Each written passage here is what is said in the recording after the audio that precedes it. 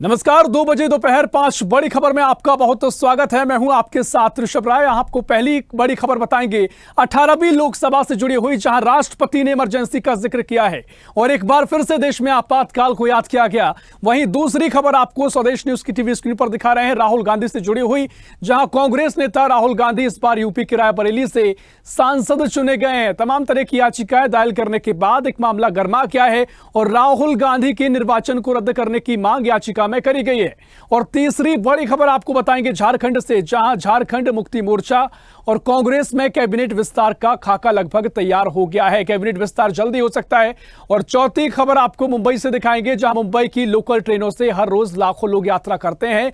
एक कुछ आंकड़े निकलकर सामने आए हैं जो डराने वाले हैं, क्योंकि हादसों में तमाम लोगों की मौत हो जाती है। इसी को लेकर आपको खबर आगे दिखाएंगे, जहां बॉम्बे हाईकोर्ट ने रेलवे के महाप्रबंधकों को फटकार लगाई है।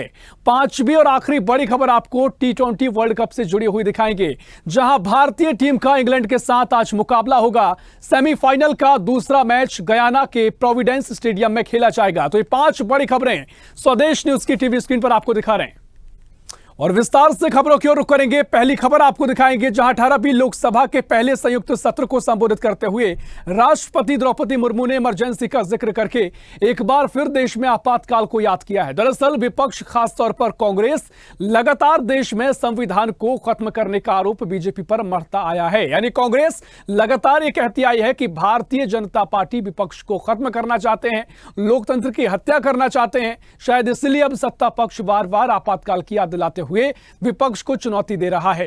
राष्ट्रपति द्रौपदी मुर्मू ने संसद के दोनों सदनों के संयुक्त सत्र को संबोधित करते हुए मोदी सरकार के विजन को सामने रखा है और राष्ट्रपति ने अभिभाषण के दौरान इंदिरा गांधी सरकार द्वारा लगाई गई इमरजेंसी यानी आपातकाल, संविधान, किसानों, युवाओं, महिलाओं और प्रमुखता से पिछड़े वर्ग के मुद्दों को लेकर ये मुद्दे उठाए हैं। और राष्ट्रपति ने कहा कि अर्थव्यवस्था के क्षेत्र में सरकार ने काफी प्रगति हासिल की है और भारत जल्द ही दुनिया की तीसरी सबसे बड़ी अर्थव्यवस्था बन जाएगा। उन्होंने सेना का भी जिक्र किया और पूर्वोत्तर राज्यों के विकास पर भी बात कही है। कुल मिलाकर राष्ट्रपति ने अपना अभिभाषण दिया है और तमाम उनकी बातों को लेकर विपक्ष भी यहां पर कदम स्वर सदन में गूंजते दिखाई दिए हैं। और इसी खबर पर और भी जानकारी लेंगे। दिल्ली से हमारी सहयोगी तनु बालियान हमारे साथ लाइव जुड़ गई हैं। तनु, राष्ट्रपति का अभिभाषण हुआ है, लोकसभा और राज्यसभा का संयुक्त सत्र को अभिभाषण उन्होंने दिया है, अपना भाषण दिया। जिस तरीके से तमाम मुद्दों का जिक्र किया गया है, आपातकाल की याद राष्ट्रपति ने दिलाई है और तमाम मुद्दों के विकास की बातें कही हैं, सरकार के 5 साल कैसे काम किया जाएगा, इसका पूरा एजेंडा सामने रखा है। क्या कुछ बड़ी बातें राष्ट्रपति की रही? साथ ही आपातकाल की जो याद दिलाई गई है उसके कई मायने हो सकते हैं, क्योंकि विपक्ष लगातार कहता आ रहा था कि लोकतंत्र खतरे में है, लोकतंत्र की हत्या की जा रही है। तो याद दिलाया क्या है कि आपातकाल का भी एक दौर था? जी बिल्कुल ऋषभ, देखिए जिस तरीके से आज बड़ा इंतजार था राष्ट्रपति के अभिभाषण का, और आज जिस तरीके से राष्ट्रपति द्रौपदी मुर्मू ने उपलब्धियां गिनाई सरकार की, साथ ही उन्होंने महिलाओं का जिक्र आज किया, युवाओं का जिक्र किया, किसानों का जिक्र किया, सेना का जिक्र किया, और साथ ही उन्होंने ये भी कहा कि भारत जो है वो तीसरी बड़ी अर्थव्यवस्था जो है बनने जा रहा है। लेकिन जिस तरीके से लगातार हम प्रदर्शन देखते आए हैं, विपक्ष हमेशा हमलावर रहा है संविधान को लेकर और लगातार ये बात कहता आया है कि लोकतंत्र की हत्या हो रही है। खासतौर पर कांग्रेस और आम आदमी पार्टी की तरफ से ये बातें जो है कही जाती है। आज आम आदमी पार्टी का भी प्रदर्शन देखने को मिला। आम आदमी पार्टी ने भी हाथों में पोस्टर लेकर ये बात कही कि केजरीवाल को रिहा करो और लोकतंत्र जो है वो खतरे में है, संविधान खतरे में है। तो अब जब से ये संसद सत्र जो है वो शुरू हुआ है, आपातकाल का मुद्दा जो है वो उठाया जा रहा है। वहीं द्रौपदी मुर्मू ने भी आज इमरजेंसी की याद दिलाई और तमाम जो नेता है, सत्ता पक्ष के तमाम जो मंत्री हैं, वो सदन के अंदर भी और सदन के बाहर भी लगातार जो है इमरजेंसी को याद दिला रहे हैं। जनता के बीच में ये मैसेज पहुंचाने की कोशिश कर रहे हैं कि जो आज से 50 साल पहले हुआ था तब भी लोकतंत्र की हत्या हुई थी, जिस तरीके से इमरजेंसी लगाई गई थी। तो आज वही द्रौपदी मुर्मू ने भी इसका जिक्र किया। वहीं जब विपक्ष से जब ये सवाल किया जाता है तो विपक्ष ये कहता है कि वो तो हो गया ना, जो होना था वो हो गया, अब इसका जिक्र क्यों करना। अखिलेश यादव ने भी ये कहा था कि वो तो पास्ट की बात है, उसको पास्ट में ही रहने दिया जाए। वहीं राहुल गांधी की भी चुप्पी इमरजेंसी के नाम पर जो है वो सामने आई थी। लेकिन आज जिस तरीके से सत्र रहा उसमें तमाम विषयों पर चर्चा हुई और जिस तरीके से सरकार की उपलब्धियां भी गिनाई। द्रौपदी मुर्मू ने चुनाव आयोग का भी जिक्र किया कि 64 करोड़ जो है वो मतदाता थे, घर घर जाकर जो है वो इस बार फैसिलिटी दी गई कि घर से भी वोट कर सकते हैं, बुजुर्गों को ये फैसिलिटी दी गई। तो तमाम बातों का आज जिक्र किया द्रौपदी मुर्मू ने और साथ ही रोड मैप भी बताया, पूरी रूपरेखा बताई गई कि आगे आने 5 साल में जो है वो सरकार क्या कुछ जनता के हित में करने जा रही है।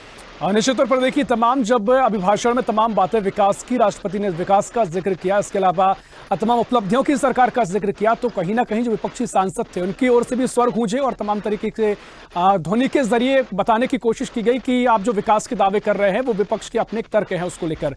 और साथ ही पेपर लीक को लेकर जो बड़ी बात राष्ट्रपति ने कही है, क्योंकि जमकर यह मुद्दा गूंजा है अभी तक, और राष्ट्रपति ने कहा कि पेपर लीक में कोई भी गड़बड़ी होगी तो उस पर सख्त कार्रवाई होगी। क्या कुछ उन्होंने इसे लेकर कहा है?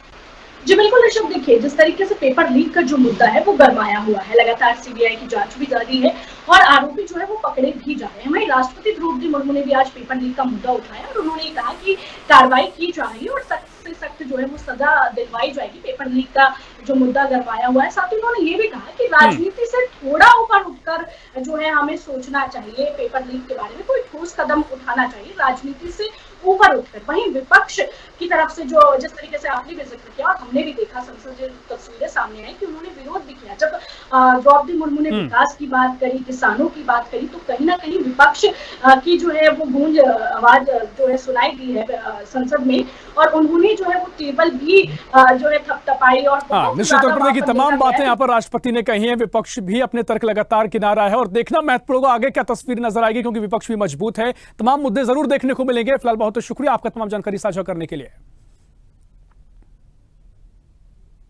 देश में संविधान लागू होने के बाद भी संविधान पर अनेक बार हमले हुए हैं।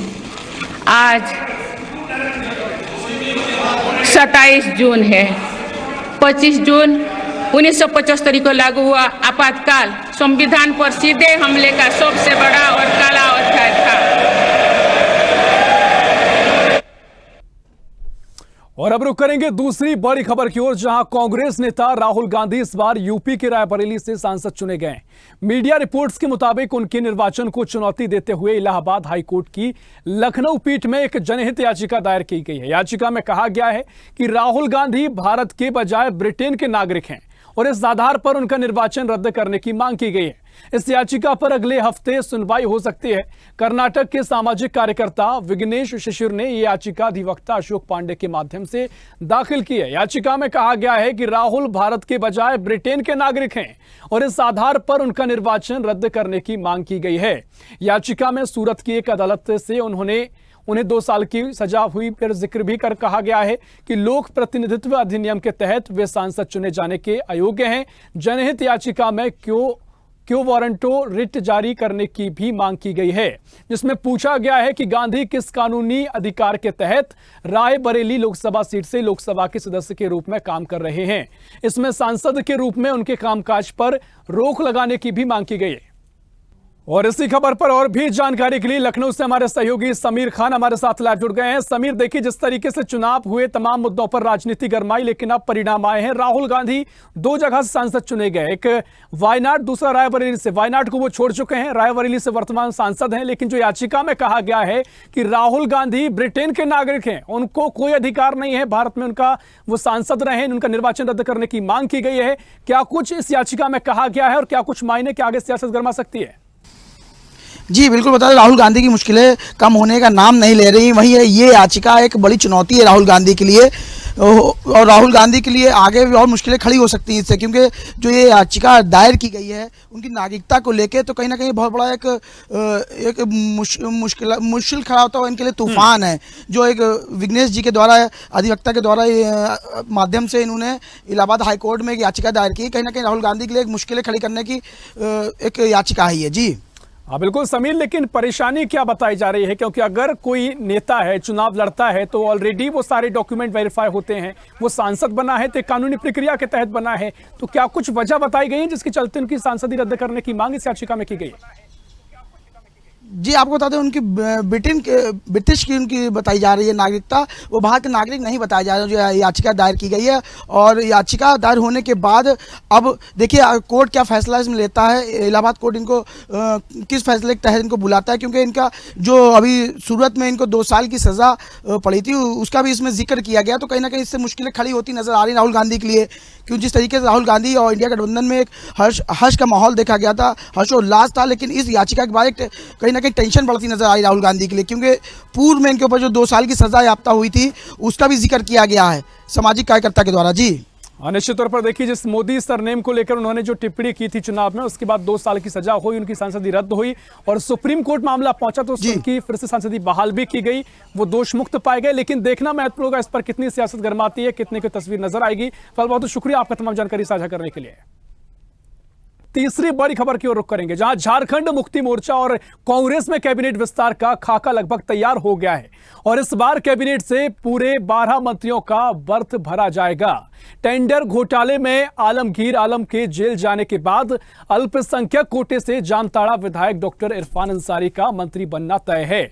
झारखंड मुक्ति मोर्चा यानी झामुमो ने भी कैबिनेट में खाली अपने कोटे के एक मंत्री पद के लिए वैद्यनाथ राम का नाम तय किया है। 28 जून की शाम को शपथ ग्रहण समारोह की तैयारी है और इस बीच चर्चा है कि कांग्रेस अपने 2 मंत्रियों को बदल सकती है। कृषि मंत्री बादल पत्रलेख के परफॉर्मेंस में कांग्रेस नेतृत्व नाराज बताया जा रहा है और बताया गया है कि बादल का पत्ता कट सकता है तो महगामा विधायक दीपिका पांडे सिंह को मंत्रिमंडल में जगह मिल सकती है। कांग्रेस कोटे से एक और मंत्री हटे तो 4 लोग मंत्री पद की शपथ लेंगे।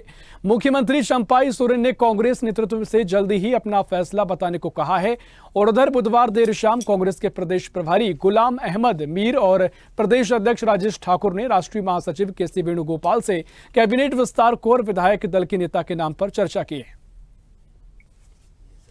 और इसी खबर पर और भी जानकारी लेंगे। ब्यूरो चीफ धर्मेंद्र कुमार हमारे साथ लाइव जुड़ गए हैं। धर्मेंद्र, जिस तरीके से झारखंड में मंत्रिमंडल विस्तार की बात चल रही है, 28 जून यानी कि कल शपथ ग्रहण समारोह हो सकता है, क्या कुछ समीकरण बने हैं, कौन मंत्री बन सकता है, क्या कुछ इसको लेकर तैयारियां की गई हैं? कि 2024 में विधानसभा चुनाव है झारखंड में, ये सबसे बड़ी बात है क्योंकि कोई भी जोखिम उठाना नहीं चाहता है और यही कारण है कि 12 मंत्रियों का लगभग सारी व्यवस्था तय मानी जा रही है शपथ दिलवाने की। चूंकि चुनाव है विधानसभा का, तो चुनाव विधानसभा का है, उस स्थिति को सारी समीकरण को देखते हुए फेरबदल की जा रही है। वहीं जो चर्चाएं चल रही है कि जेएम कोटे से खाली पड़े वैद्यनाथ राम को भी तय निश्चित है, मंत्रिमंडल मिलना भी तय मानी जा रही है। जेल में बंद जो है उन्हें उनकी जगह जो है इरफान अंसारी की जगह मिल सकती है। तो कहने का तात्पर्य है कि ये जो प्रक्रिया हो रही है, ये प्रक्रिया विधानसभा चुनाव को टारगेट को देखते हुए हो रहा है। ये नहीं कि आज मैं कर रहा हूं और कल नहीं होगा या परसों नहीं होगा। ये फोकस ओनली फॉर विधानसभा चुनाव है। चुनाव दिसंबर या नवंबर या दिसंबर तक में चुनाव संपन्न होना है। उस स्थिति को देखते हुए ये सारी प्रक्रिया और प्रारूप तय की गई है ताकि किसी प्रकार का जोखिम न मिल सके विधानसभा चुनाव में। सबसे बड़ी ये बात है, बात मंत्रिमंडल 12 मंत्रिमंडल के मंत्रियों का होगी तय है, लेकिन इसके पीछे क्या है कि 24 में विधानसभा चुनाव है और 24 में विधानसभा चुनाव में दोनों पार्टी कांग्रेस और जेएमएम झारखंड मुक्ति मोर्चा कोई भी चूक नहीं करने के फिराक में है, न दिमाग में लगा रहा है कि कोई किसी तरह की चूक हो जाए विधानसभा चुनाव में और उसकी खामियाजा। निश्चित तौर पर जिस तरीके से हमने हेमंत सोरेन के मामले को भी देखा और तमाम तरीके से जो सरकार घिरती नजर आई है, तमाम मामले चल रहे हैं, भ्रष्टाचार के आरोप लगे हैं, तो इन सब से भी कहीं ना कहीं जनता को साधने की कोशिश है। ये मामले कम असर करें, समीकरण साधने की कोशिश है। और ठीक आपने जिक्र किया कि विधानसभा चुनाव पर फोकस करते ही मंत्रिमंडल विस्तार किया जा रहा है। फिलहाल बहुत शुक्रिया आपका तमाम जानकारी साझा करने के लिए। और अब रुक करेंगे अगली बड़ी खबर की ओर, जहां मुंबई की लोकल ट्रेनों से हर रोज लाखों लोग यात्रा करते हैं। खचाखच भरी ट्रेनों में कई बार यात्री हादसे का शिकार हो जाते हैं और अब यात्रियों की मौत के आंकड़ों को बढ़ता देख बॉम्बे हाईकोर्ट ने मध्य और पश्चिम रेलवे के महाप्रबंधकों को फटकार लगाई है। उन्होंने उनसे व्यक्तिगत रूप से जांचे गए हलफनामे मांगे हैं और मुख्य न्यायाधीश और न्यायमूर्ति अमित बोरकर की पीठ विरार के रहने वाले यतिन जाधव द्वारा दायर एक जनहित याचिका पर सुनवाई कर रही थी। दरअसल यतिन रोजाना पश्चिम रेलवे लाइन पर यात्रा करते हैं। उन्होंने अपनी याचिका में यात्रा के दौरान मौतों के मुद्दे को उठाया है। उन्होंने बताया कि हर साल करीब 2590 लोग अपनी जान गंवा देते हैं। 2590 बड़ा आंकड़ा हो जाता है। याचिकाकर्ता के वकील ने कहा कि आंकड़ों से पता चलता है कि कॉलेज या काम पर जाने वाले यात्रियों के बीच प्रतिदिन लगभग 5 मौतें हो रही हैं। बड़ी चिंताजनक स्थिति है और इसको लेकर ही कोर्ट ने नाराजगी जाहिर की है। और इसी खबर पर और भी जानकारी लेंगे। मुंबई से हमारे सहयोगी ब्यूरो चीफ राहुल पुजारी हमारे साथ लाइव जुड़ गए हैं।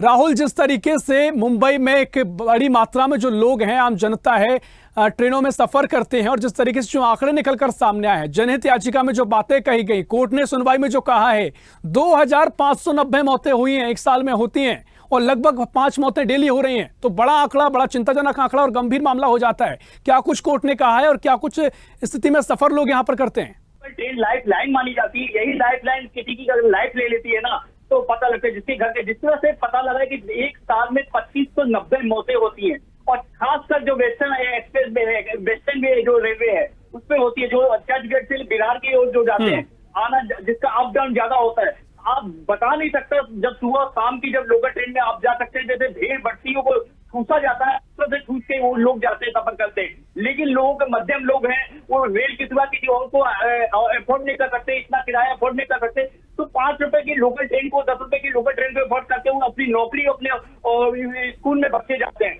लेकिन एवरेज अगर माना जाए ना तो 5 की मौत डेली एवरेज है, जो 5 लोग बिहार के सफर करते समय मौत हो जाती है। इसका संज्ञान लेते हुए अमित बोरकर का न्यायपीठ है, जो जज है, उन्होंने एक संज्ञान, जो याचिका दायर की यतीन जादव ने, बिहार के रहने वाले ने, तो उन्होंने ये कहा इसको संज्ञान में लिया जाए और वैसे रेलवे को हिदायत दी जाए कि और ट्रेन चलाई जाए। और जिस तरह से मौके हो रही है, लोग जान हथेली पे लेके जा रहे हैं, बिहार का सफर कर रहे हैं और डेली लाखों लोग आना और जाना डेली रहता है, नौकरी पे आना, स्कूल जाना, बच्चों का, काफी लोग जान गंवा चुके हैं। इस समय मेरे से एक यात्री भी है जो डेली अंधेरी से बिहार की तरफ जाते हैं। आपका क्या नाम है? मेरा नाम राजा भाई है। मैं ट्रेन में रोज आता हूँ, इतनी गर्दी रहती है, चढ़ नहीं पाते, 2-3 ट्रेन रोज छोड़ना पड़ता है, कभी कभी छुट्टी मारना पड़ जाता है। बहुत गर्दी है ट्रेन में, ट्रेन बढ़ाया जाए मैं ही बोलूंगा और कुछ नहीं बोलूंगा। क्या लगता है आपको, जान हथेली पे लेके आप जाते हैं? कफन मांग के चलते घर से, घर वाले रोते हैं कि क्या कर, मजबूरी है, काम करने आना ही पड़ेगा। देखिए इन सब मैं बता रहा हूँ, एक यात्री जब यहाँ पे मिल गए तो मैंने उनसे बात करने की कोशिश की कि वो डेली अंधेरी से बिहार की तरफ जाते हैं, सफर करते हैं और डेली इनकी नौकरी यहाँ पे होती है, अंधेरी आना और अंधेरी से बिहार डालना। इनको ऐसा चैलेंजिंग लगता है जैसे कि जिंदगी जाते तो घर वाले इंतजार करते हैं आज आए या ना आए। तो इसको निश्चित तौर पर राहुल, देखिए गंभीर मसला हो जाता है। जिस तरीके से आपने यात्री से भी जिक्र किया, चर्चा की है, वाकई में जो लोग हैं, हम और आप भी सफर करते हैं और जो भीड़ देखने को मिलती है एक गंभीर फटकार है। जवाब भी मांगा गया है, वाकई में कुछ और इंतजाम होने चाहिए, व्यवस्थाएं होनी चाहिए ताकि जो मौत के आंकड़े कम से कम वो कम सके। तो बहुत शुक्रिया आपका तमाम जानकारी साझा करने के लिए। और रुक करेंगे अगली बड़ी खबर की ओर, जहां भारतीय टीम का गुरुवार को यानी आज इंग्लैंड से सामना होगा। सेमीफाइनल का दूसरा मैच गयाना के प्रोविडेंस स्टेडियम में खेला जाएगा और दोनों टीमें T20 विश्व कप 2024 में पहली बार आमने सामने होंगी। भारत अपनी जीत की लय बरकरार रखना चाहेगी और इंग्लैंड को हाल ही में दक्षिण अफ्रीका के हाथों करारी शिकस्त झेलनी पड़ी।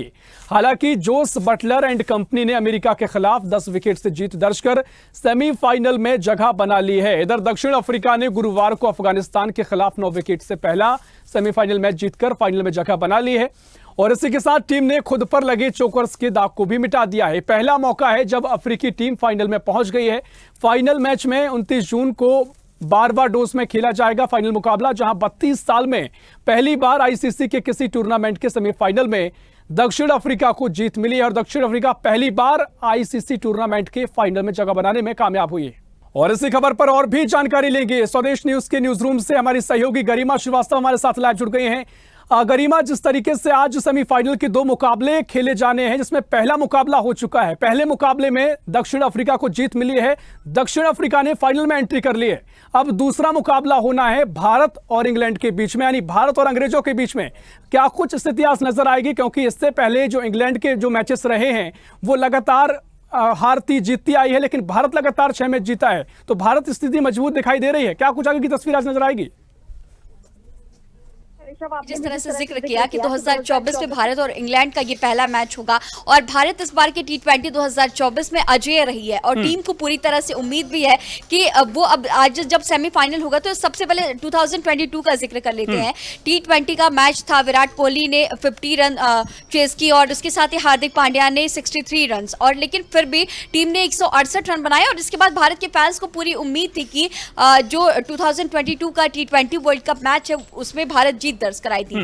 लेकिन इंग्लैंड से हार का सामना करना पड़ा और बटलर ने अपने बेहतर रन के साथ में भारतीय टीम को हरा दिया। और जिसके बाद अब भारत की टीम इस बार जब पहुंच रही है, सेमीफाइनल में पहुंची और मुकाबला इंग्लैंड से होना है, तो इस बार पूरी तरह से उम्मीद है कि इस बार इंग्लैंड को कड़ी शिकस्त देगी और एक बार फिर से अंग्रेजों को हराने की जो पूरी कोशिश है एक बार फिर से भारतीय टीम के द्वारा देखी जाएगी और पूरी तैयारी भी भारतीय टीम की तरफ से की जा चुकी है। बिल्कुल, देखिए गोरों को हराने का मौका भी है और बदला लेने का भी ये मौका है, जिस तरीके से लगान चुकाने की बात कही जा रही है। और महत्वपूर्ण बात यह है कि गरिमा, आज का जो मौसम है, बारिश के 70% से ज्यादा संभावनाएं हैं।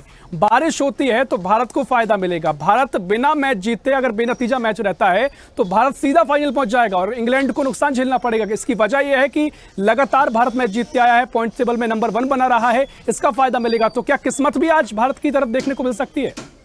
जी, तो जिस तरह से आपने मौसम विभाग के जो अनुमान है उसका भी जिक्र किया कि आज 70% उम्मीद है कि आज बारिश भी हो सकती है। और अगर पिच की अगर हम बात करें तो अगर आज भारतीय टीम टॉस जीती है तो पहले गेंदबाजी भी करने की जो पूरी उम्मीद है वो लगाई जा रही है। हालांकि अब सभी को इंतजार है शाम 7:30 बजे का, क्योंकि टॉस 7:30 बजे होना है और 8 बजे से मैच की शुरुआत हो जाएगी। और पूरी उम्मीद भारतीय टीम को, भारत के फैंस को आज के इस मैच से है। और अगर आज भारत जीतती है तो ये टीम, भारतीय टीम से फाइनल में पहुंच जाएगी और मुकाबला दक्षिण अफ्रीका से होगा। निश्चित तौर पर आपने ठीक कहा, शाम 7:30 बजे का सभी को इंतजार है। और जिस उत्साह के साथ हम और आप चर्चा कर रहे हैं, मुझे उम्मीद है कि मैच खत्म होने के बाद भी इसी उत्साह के साथ हम फिर चर्चा करेंगे। कल बहुत शुक्रिया आपका तमाम जानकारी साझा करने के लिए।